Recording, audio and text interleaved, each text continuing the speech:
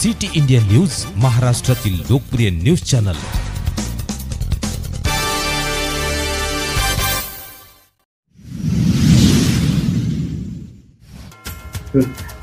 नमस्कार, मी प्राध्यापक पवनकुमार जाधव। प्रथमतः सिटी इंडिया न्यूज चॅनलला येणाऱ्या वर्धापन दिनाच्या मी माझ्या परिवाराच्या वतीने अगदी मनापासून शुभेच्छा देतोय।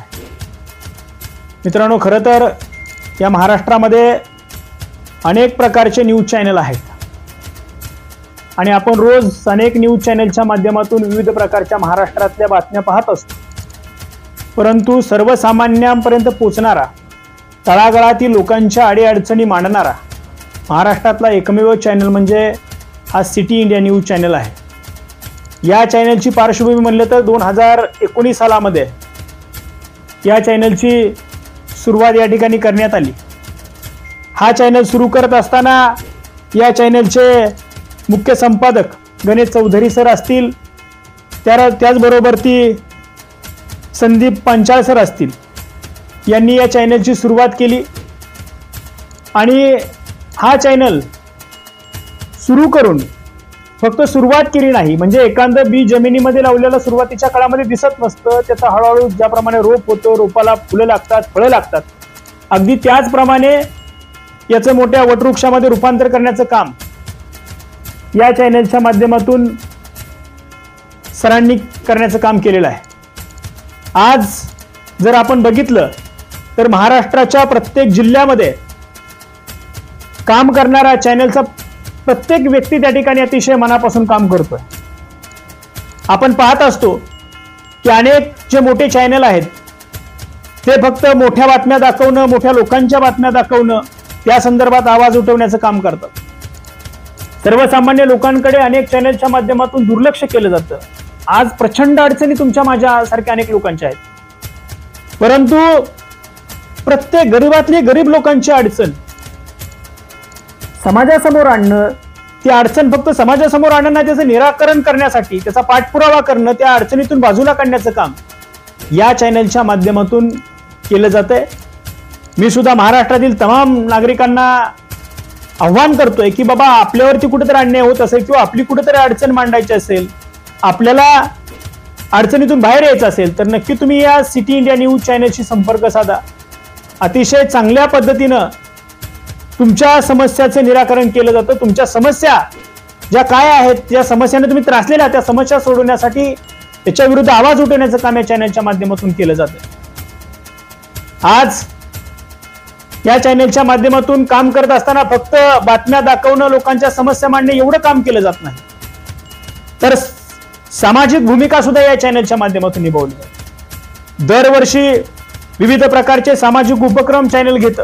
मग रक्तदान शिबिराचा कार्यक्रम असेल, अनाथ मुलांसाठी काही कार्यक्रम घेता येतात, त्याचबरोबर ती वयोवृद्ध व्यक्तींसाठी कार्यक्रम घेतले जातात।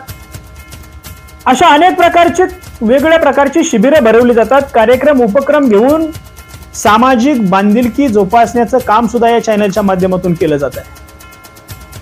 आणि हे करत असताना कुठल्याही पद्धतीचं कुणाकडून डोनेशन घेणं किंवा वर्गणी गोळा करणं असं काम नाही, तर स्वतःच्या स्वखर्चाच्या माध्यमातून हे चॅनल करतंय।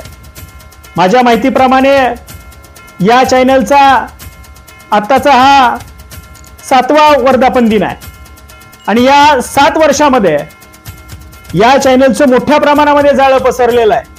अनेक प्रकारच्या बातम्या, अनेक प्रकारच्या समस्या या चॅनल आजपर्यंत फक्त मांडल्या नाहीत, तर त्या सोडवून लोकांना न्याय देण्याचं काम केलेलं आहे। मी आपल्या सर्वांना सांगू इच्छितोय, तुमच्या स्वतःवरती एखादा प्रसंग असेल किंवा तुमच्या भागातली कुणाची समस्या असेल, तो व्यक्ती तिथपर्यंत पोहोचत नसेल तर तुम्ही नक्की इथपर्यंत संपर्क साधा, पोचा।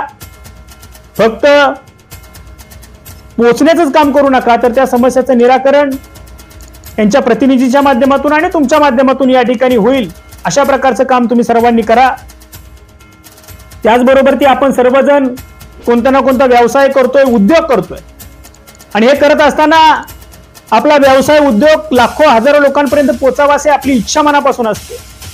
पण आपण जर मार्केटमध्ये पाहिलं तर अनेक न्यूज चॅनलवाले मोठ्या प्रमाणामध्ये ते ॲडव्हर्टाईजचे चार्जेस घेतात, तो खर्च आपल्या सर्वसामान्य लोकांना परवडत नाही। पण अगदी कमीत कमी खर्चामध्ये सर्वसामान्य लोकांना परवडेल अशा पद्धतीचा आपला व्यवसाय उद्योग लाखो लोकांपर्यंत पोहोचवण्याचं काम या चॅनलच्या माध्यमातून केलं जात आहे. त्यामुळे आपला व्यवसाय सुद्धा तुम्हाला वाटत असेल की लाखो लोकांपर्यंत गेला पाहिजे, तरी सुद्धा तुम्ही नक्की संबंधित प्रतिनिधीशी संपर्क साधून आपण आपला व्यवसाय तिथपर्यंत पोहोचवण्याचं काम करा.